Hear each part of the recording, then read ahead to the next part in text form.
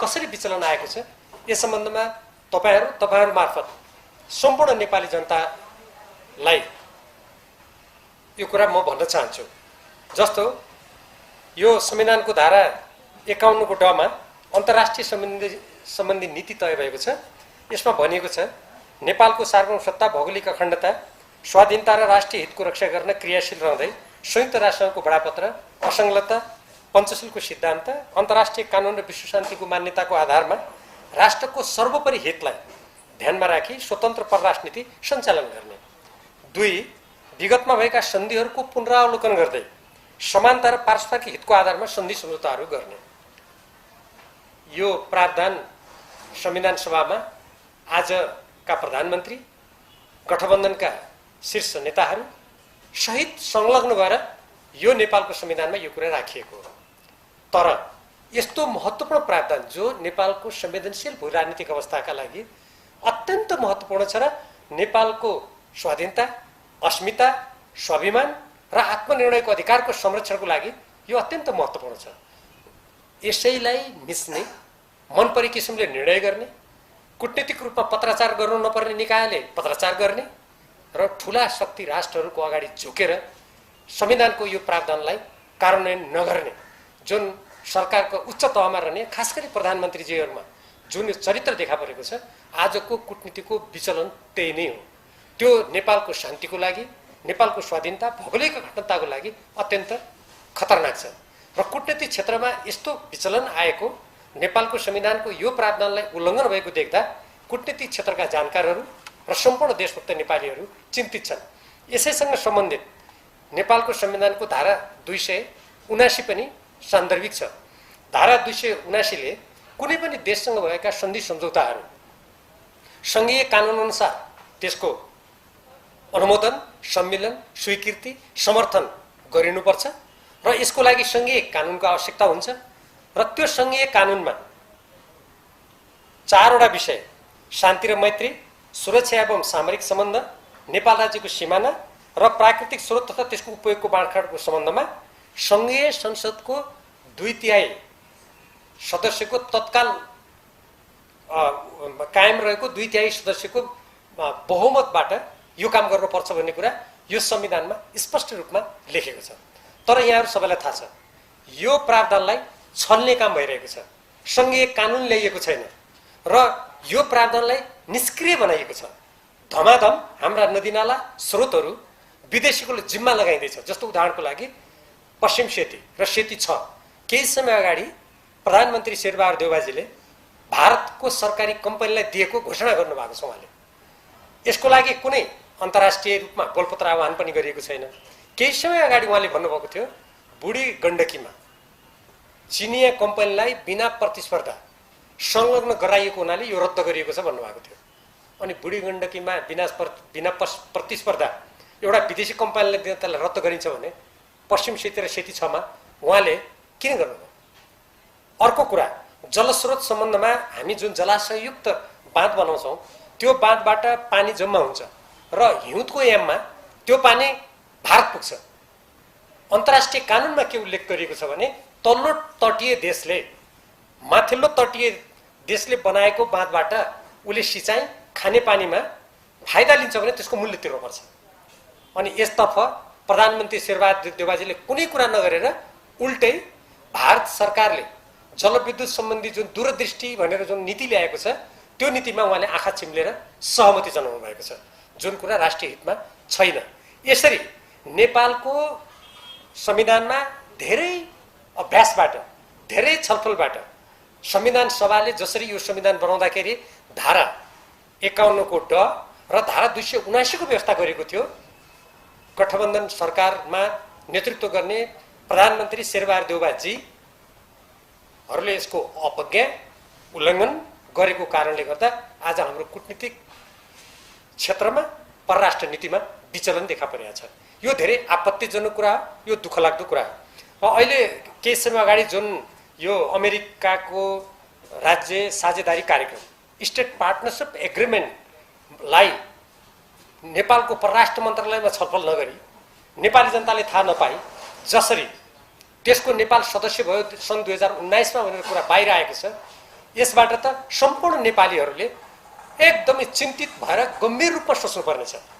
त्यो राज्य साझेदारी कार्यक्रम अमेरिकाले 2019 मा रक्षा मन्त्रालयबाट प्रकाशित गरेको हिन्द प्रशान्त रणनीतिमा स्पष्ट शब्दमा यो सैनिक प्रकृतिको कार्यक्रम हो।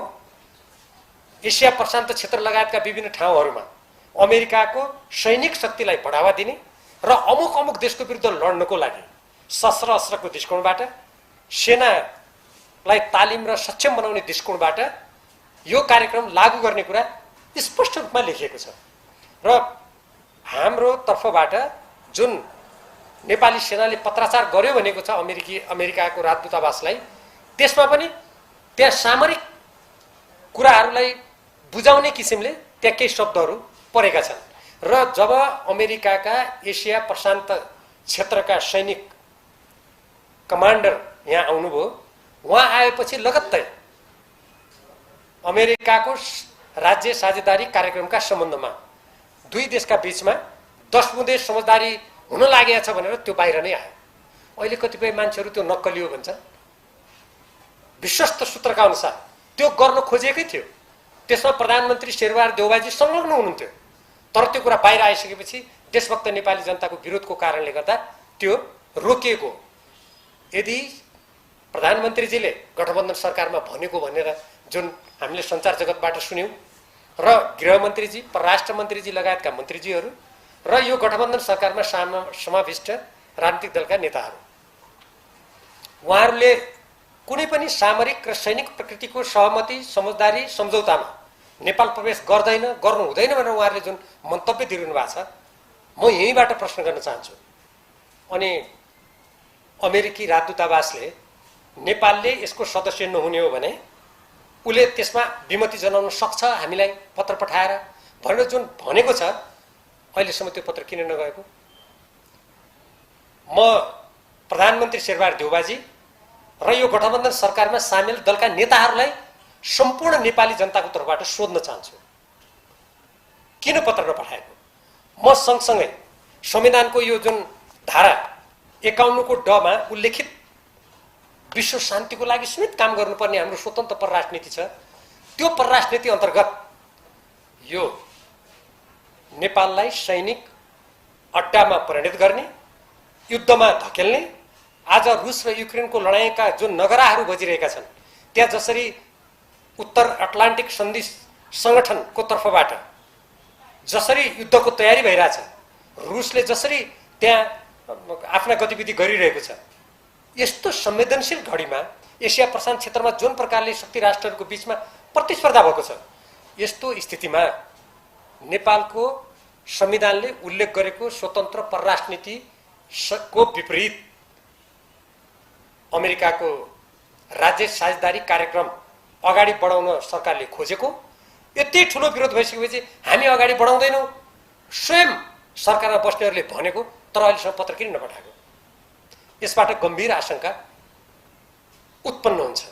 त्यसकारण म प्रधानमन्त्री शेरबहादुर देउवाजी र यो गठबन्धन सरकारका नेताहरूलाई सम्पूर्ण देशभक्त नेपालीहरूको तर्फबाट तपाईहरू मार्फत प्रश्न सोध्न चाहन्छु, उहाँहरूले अहिलेसम्म किन पत्र पठाउनु भएन?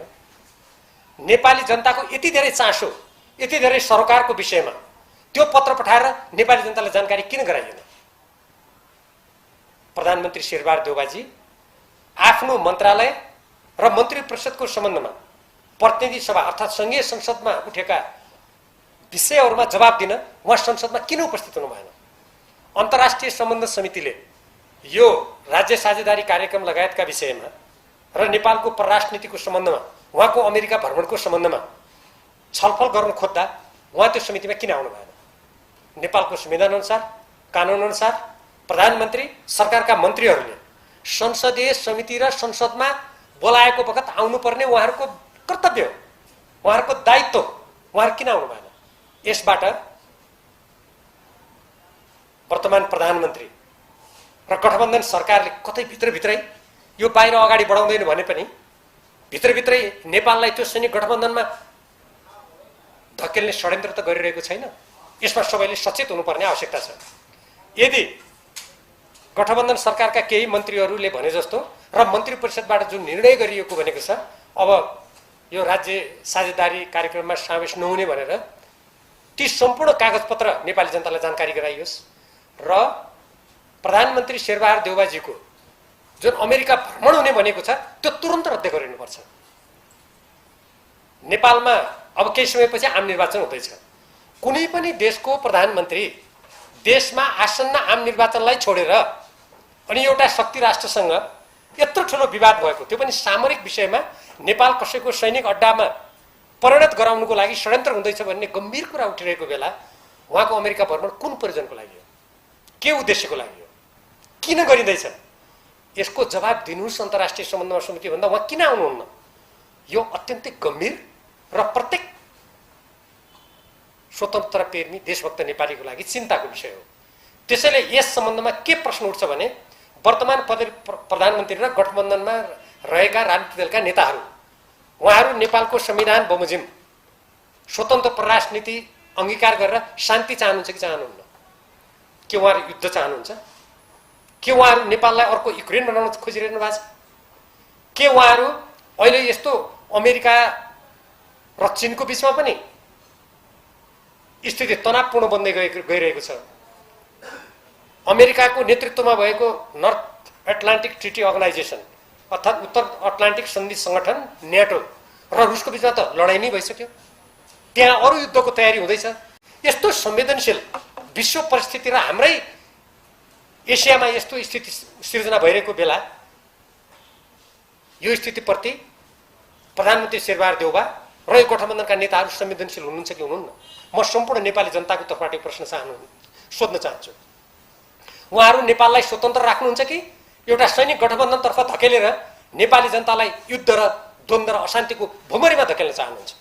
यदि उहाँहरू शान्ति चाहनुहुन्छ भने म सम्पूर्ण नेपाली जनताको तर्फबाट माग गर्न चाहन्छु, नेपाललाई अविलम्ब उहाँहरू शान्ति क्षेत्र बनाउनु पर्छ भन्ने कुरा जुन अर्थमन्त्रीजीले संसदमा बोल्नु भएको थियो त्यसलाई अगाडि बढाउनुहोस् र तुरुन्तै अमेरिकालाई लेखेको जुन पत्र छ त्यो सार्वजनिक गर्नुहोस्।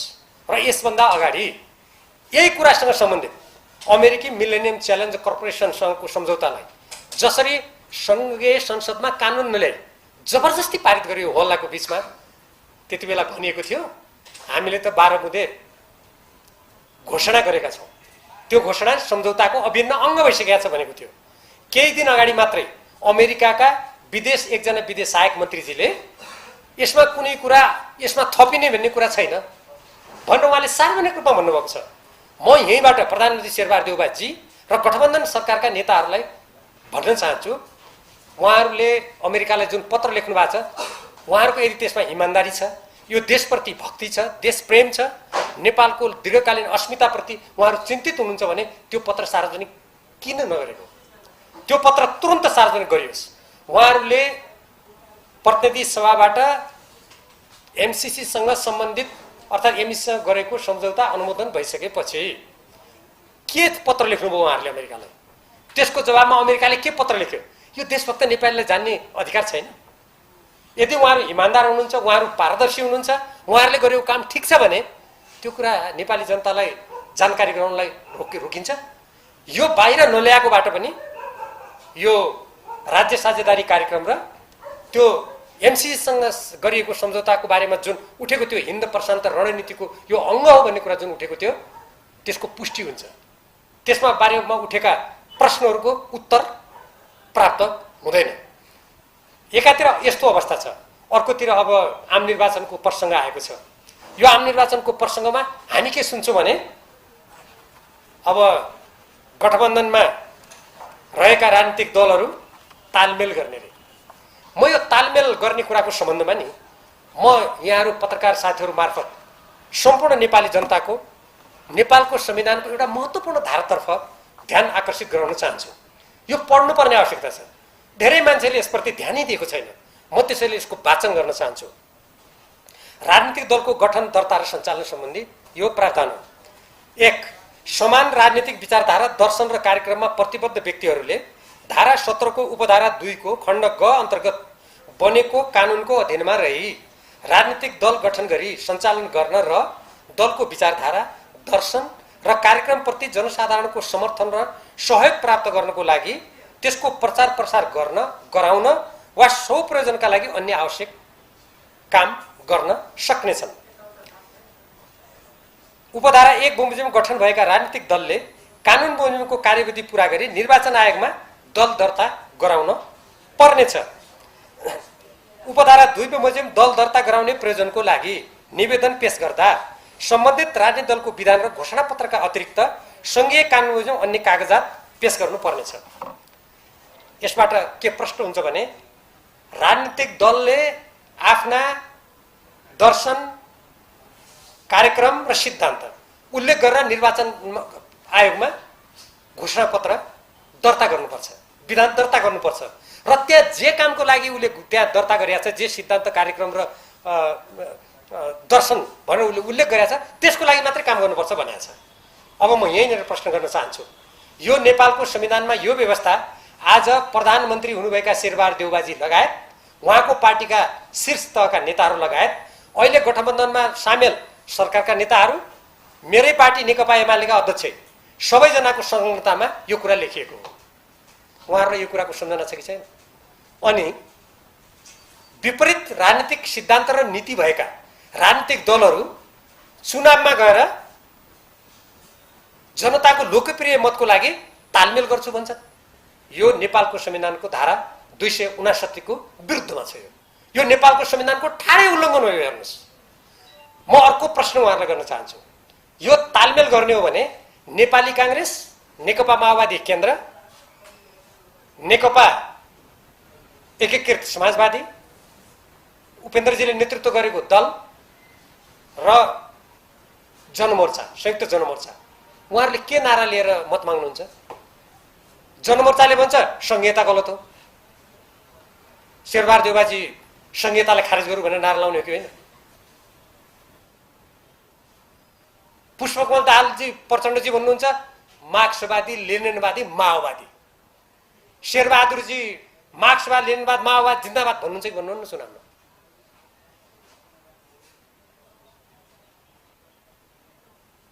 नेकपा एकीकृत समाजवादी भन्छ समाजवाद ल्याउँ,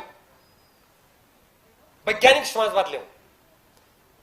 काङ्ग्रेस वैज्ञानिक समाजवाद ल्याउँ भनेर नारा लाउँछ कि लाउँदैन? ऊ त लोकतान्त्रिक समाजवाद भन्छ। म त्यस्तै गरी नेपाली काङ्ग्रेसले कथित उदारवाद, दलाल नोकरशाही पुँजीवादको रक्षा, स्वार्थपूर्ति गर्ने लोकतान्त्रिक समाजवाद भनेर भन्छ। अनि उहाँहरूको यो चुनावमा जाने घोषणापत्रमा लेख्नुहुन्छ के? उहाँ के लेख्नुहुन्छ? पत्रकार साथीहरूले पनि सोधिदिनु पाएदेखि यो संविधानको धारा 269 जोगिन्थ्यो कि? उहाँहरूले भन्नुभयो होइन, हामी विधि जोगाउने, संविधान जोगाउनको लागि आएका छौँ। अनि यो संविधानको धारा 269 उहाँहरूले किन मिच्नुभयो? किन मिच्ने कुरा गर्दै हुनुहुन्छ? यो अनैतिक कुरा पनि हो। संविधान विपरीत मात्रै होइन, विपरीत दर्शन, विचारधारा, कार्यक्रम भएका राजनीतिक दलहरू एक ठाउँमा आएर कार्यसूची के हो थाहा छैन, नारा के लाउने थाहा छैन। मैले अघिल्लो चोटि स्थानीय तहको निर्वाचनमा गएको, दुईटा विपरीत सिद्धान्त भएका पार्टीका झन्डा बोकेका रहेछ। अनि एउटाले नारा लाउँदो रहेछ नेपाली काङ्ग्रेस जिन्दाबाद, अर्कोले नारा लाउँदो रहेछ नेकपा माओवादी केन्द्र जिन्दाबाद। कुन चाहिँ पार्टी जिन्दाबाद हो? नेकपा माओवादी केन्द्रलाई बचाउँ भने हो कि जिन्दाबाद बचाउने हो? नेपाली काङ्ग्रेस जिन्दाबाद भने हो। यो भन्दा राजनीतिमा अनैतिक, सिद्धान्तहीन, आदर्शहीन, दिशाहीन काम अरू केही पनि हुन सक्दैन। त्यसकारण यो संयुक्त तालमेल भनेको, गठबन्धन भनेको कस्तो हो भने लोकप्रिय मत आफ्नो सिद्धान्त, विचारधारा र कार्यक्रमको आधारमा माग्ने हो। नेपालको संविधानले त्यही गर भनेर स्पष्ट निर्देशन दिएको छ धारा 269 ले। विभिन्न राजनीतिक दलहरूले विभिन्न स्थानमा जितेर आउँछन्, चाहे स्थानीय तहमा होस् वा प्रदेश वा सङ्घमा होस्। कसैको पनि बहुमत भएन भने समान दर्शन, विचारधारा र कार्यक्रम भएका राजनीतिक दलहरूले मिलेर संयुक्त सरकार बनाउने हो। तर अब जनताको मत नै हामी एउटै पार्टी भएर नारा लाएर माग्छौँ भन्ने कुरा यो नेपालको लोकतन्त्रलाई दिशाहीन बनाएर अन्ततः देशलाई सङ्कटग्रस्त बनाउने हो। अब कोही कोही राजनीतिक दलले मैले भनेको सुन्छु, हामीले त यति लाख मत पायौँ, एक्लै पाएको हो त्यो राजनीतिक दलले। अहिलेको गठबन्धनमा स्थानीय तहमा एउटा राजनीतिक दलले भनेको मैले के सुने भने हामीले त यति लाख पाएका थियौँ, अब हामी त्यसको डबल पाउँछौँ। अनि त्यो राजनीतिक दलले एउटै पाएको हो। उदाहरणको लागि चितवनमा एकजना उम्मेदवार हुनुभयो, त्यो उम्मेदवारको जुन पार्टीबाट उहाँले प्रतिनिधित्व गर्नुभयो या पोखराको जुन पार्टीबाट जसले प्रतिनिधित्व गर्नुभयो त्यहाँको नगरपालिकामा वा हेटौँडामा वा अन्यत्र, अनि त्यही पार्टीले पाएको मत थियो। यो त कस्तो हो भने मास, गद, दाल, चामल, कनिका, ढुङ्गा एकै ठाउँमा मिसाएर जनताको मुखमा हालिदिएको, जनताले जता चपाए पनि बेस्वाद बाहेक त्यसको केही पनि आउँदैन। अनि यस्तो तरिकाले राज्य स्वच्छ राजनीतिमा जाने कसैले कल्पना गर्न सक्छ? यो राजनीतिलाई विकृत, अस्वस्थ बनाएर निर्वाचन भनेको केवल ठुला नेताहरूको पद सुरक्षित गर्ने अनि ठुला पदमा भएका नेताहरूका वरिपरि बस्नेहरूको पद सुरक्षित गर्ने, बाँडीचुँडी खाने। अनि यस्तो राजनीतिले कुनै पनि देशको लोकतन्त्र बलियो हुन्छ र? हुँदैन। अझ यसको एउटा सङ्केत हामी प्रष्ट देख्छौँ नि। सरकार गठन गर्दा प्रदेशमा पनि सङ्घमा पनि यति महिना तिमी मन्त्री हुने, यति महिनामा म मन्त्री हुने। अनि त्यो तोकिएको बेला मन्त्री हुन पाएन भने लडाइँका दृश्यहरू त मभन्दा तपाईँहरूलाई बढी थाहा छ, म के बयान गरौँ। यस्ता दृश्य त हामीले विगतका निरङ्कुश व्यवस्थामा पनि देखेनौँ। राज्य भनेको कसैको पारिवारिक सम्पत्ति हो र? तपाईँ यति दिन यति महिना बाँडी खानुहोस्, त्यहाँभित्रको खानुहोस्, यति महिनामा बाँडी खाउँ भन्ने यस्तोले म सुशासन ल्याउँछु, राजनीतिक स्थायित्व दिन्छु भन्दा कसैले पत्याउने कुरा आउँछ? त्यसैले आजको आवश्यकता भनेको नेपाललाई यस्ता विकृतिबाट, यस्ता सिद्धान्तहीन, संविधान विरोधी कुराबाट बाहिर ल्याउनु पर्ने देखिन्छ। त्यसैले आउने आम निर्वाचनमा जहाँसम्म नेकपा एमाले कसरी जानुपर्छ भन्ने कुरा ऋषिजीले उठाउनु भयो। नेकपा एमाले पार्टीले जनताको बहुदलीय जनवादको जुन कार्यक्रम, नीति, सिद्धान्त जे भने पनि अगाडि सारेको छ, यदि त्यसमा कायम हुने हो भने त्यो सिद्धान्तसँग विपरीत मान्यता राख्ने पार्टीसँग मिलेर अगाडि जान मिल्दैन। अझ दक्षिणपन्थी प्रतिक्रियावादीहरू भनेकासँग अँगालो मार्ने हो भने त्यो सिद्धान्तको तिलाञ्जली दिएको ठहर्छ। मलाई भन्न केही गाह्रो छैन, किनभने हामीले हेर्नुहोस् झन्डै 5 दशकसम्म जेलका यातना जे जति हामीले भोग्यौँ, पीडा भोग्यौँ, त्यो त एउटा सिद्धान्तको लागि, आदर्शको लागि, देशलाई एउटा गन्तव्यमा पुर्याउनुको लागि र आजको प्रतिस्पर्धी विश्वमा सबै असमान सन्धि समझौताहरूबाट यो देशलाई मुक्त गरेर साँच्चैकै स्वाधीन नेपाली बनाउनुको लागि हामीले गरेको हो नि। जब हामीले जे उद्देश्य राखेको त्यसको विपरीत राजनीतिसँग अँगालो मारेर गएपछि त्यो राजनीतिको सिद्धान्त समाप्त भएको भन्ने कुरा त सामान्य मान्छेले बुझ्छ। यो नेकपा एमालेको हकमा पनि लागू हुन्छ, यो नेकपा माओवादी केन्द्र, नेपाली काङ्ग्रेस सबै पार्टीको हकमा यो लागू हुन्छ। त्यसकारण परराष्ट्र नीतिको सम्बन्धमा, सम्बन्धको सम्बन्धमा, कूटनीतिको सम्बन्धमा विश्वका कुनै पनि शक्ति राष्ट्रसँग कुनै पनि प्रकारको राजनीतिक सामरिक गठबन्धन नगरी, साँठगाँठ नगरी नेपालको संविधानको धारा 51 को ड र धारा 279लाई आत्मसात गरेर अगाडि जानु पार्टीहरूको कर्तव्य हो, सरकारको कर्तव्य हो। त्यसको विपरीत जाने त्यो राष्ट्रिय हित विपरीत जाने कुरा हो। र त्यसै गरी राजनीतिक दलहरूले निर्वाचनमा जाँदा नेपालको संविधानको धारा 269 बमोजिम समान दर्शन, विचारधारा, कार्यक्रम भएका राजनीतिक दलले सरकार चलाउँदा संयुक्त रूपमा चलाउन सक्छन्। तर आफ्नो घोषणा पत्र लिँदा कि त समान दर्शन, समान विचारधारा, समान सिद्धान्त हुनु पर्यो, होइन भने आफ्नो घोषणा पत्रको आधारमा उनीहरूले जनताको मत माग्यो भने अनि कुन पार्टी कति लोकप्रिय छ बल्ल थाहा हुन्छ नि। अनि अहिले राजनीतिक दलका नेताहरू ठुल्ठुलो स्वरले के भन्नुहुन्छ भने सबैभन्दा मेरो दल शक्तिशाली छ, परीक्षण गर्नुहोस् न त, घोषणा पत्र लिनुहोस्, देशव्यापी उम्मेदवार उठाउनुहोस्, परीक्षण गर्नुहोस्। भोलि देशमा राजनीतिक अस्थायित्व भएन, अर्थात् अहिलेको समान मिश्रित प्रणालीले गर्दा कुनै दलले बहुमत ल्याएन भने त्यति बेला त समान विचारधारा भएका राजनीतिक दलले सरकार बनाउने कुरा त छँदैछ नि। त्यो बाटो हो नि। त्यसकारण यस्तो विकृत राजनीतिबाट देशलाई मुक्त गर्नु अत्यन्त आवश्यक देखिएको छ। र यो अहिले जुन अब अन्तमा म के भन्न चाहन्छु भने यो सम्पूर्ण राजनीतिक परिवेशलाई हेरेर नेपालको अर्थतन्त्र, नेपालको कृषि, नेपालको राष्ट्रिय सुरक्षामा जुन बाह्य हस्तक्षेप बढेको छ, यो बाह्य हस्तक्षेपबाट नेपाललाई मुक्त नगर्ने हो भने नेपालका आउने दिनहरू झनै कष्टकर र पीडादायी हुने निश्चित छ।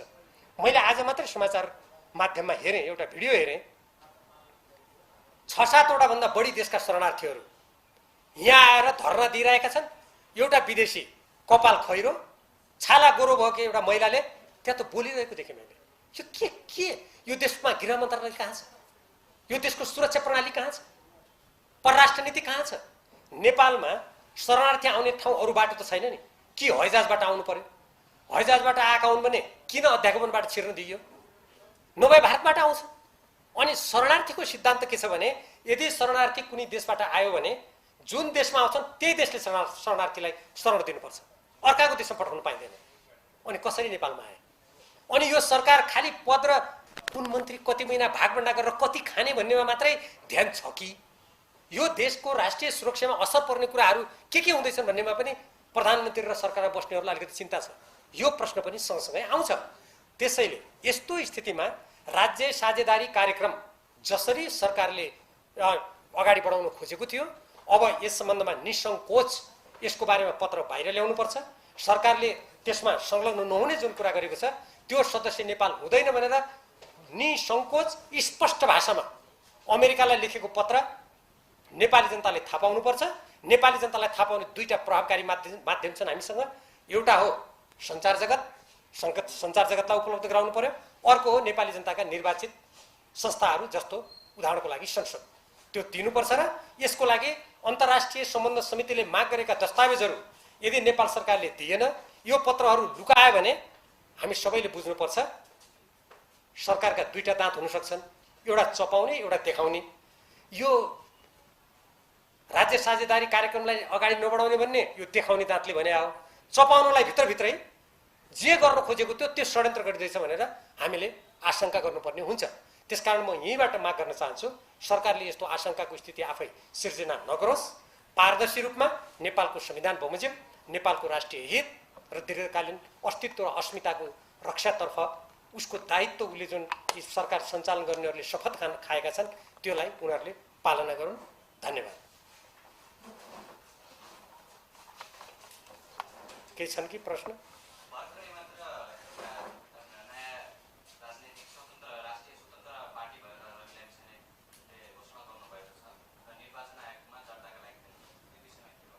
अब यो कुनै पनि राजनीतिक दल खोल्न पाउने जन्मिने नेपालको संविधानकै आधार हो, कानुनको आधार हो।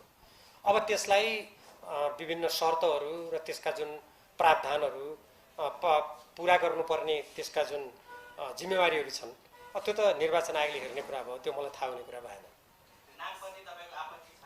होइन, म यो राजनीतिक दलमा कसले के नाउँ राख्यो, अब सबै राजनीतिक दलले आफआफ्नो मन परेका नाम राखेका छन् होइन। अब त्यो नामहरूको के हुन्छ, कतै जुधे कि जुधेन, के हुन्छ, के प्रभाव हुन्छ, अब त्यो हेर्ने जिम्मा म नभएर निर्वाचन आयोग भयो हुनाले मैले अर्का कार्यक्षेत्रमा प्रवेश नगर्नु नै राम्रो। नेपालमा दर्जनौं राजनीतिक दलहरू छन्। अब यो राजनीतिक दल नेपालमा के छ भने नेपालका तत्काल उठेका राष्ट्रिय विषयहरू जहाँ नेपालको स्वाधीनता, स्वतन्त्रता, अस्मिताको कुरा आउँछ। कृषिमा त्यस्तै समस्या छ। हेर्नुहोस्, 45 अर्ब रुपियाँभन्दा बढ्ता त हामी धान चामल ल्याउँछौँ। फेरि नुम्रिने बिउ ल्याएर यहाँ हाम्रो देशलाई कृषिको दृष्टिकोणबाट पनि उपनिवेश बनाइदिन्छ। म त यस्ता विषय नेताहरू, राजनीति गर्नेहरूले उठाएर यो देशलाई बचाउने काममा सबै लाग्दा राम्रो हुन्थ्यो भन्ने ठान्छु। अब जहाँसम्म राजनीतिक दल खोल्ने छ, अब कति छ निर्वाचन आयोगमा दर्ता छन् क्या, अरू खुल्यो भने त्यसमा थपिने हो। त्यसको मलाई कुनै, म त्यसमा नयाँ कुरा केही पनि ठान्दिनँ। अब त्यो भविष्य हुने नहुने चलाउने मान्छेलाई थाहा होला, भविष्य कस्तो बनाउँछु भनेर, त्यो मलाई थाहा हुने कुरा भएन। धन्यवाद।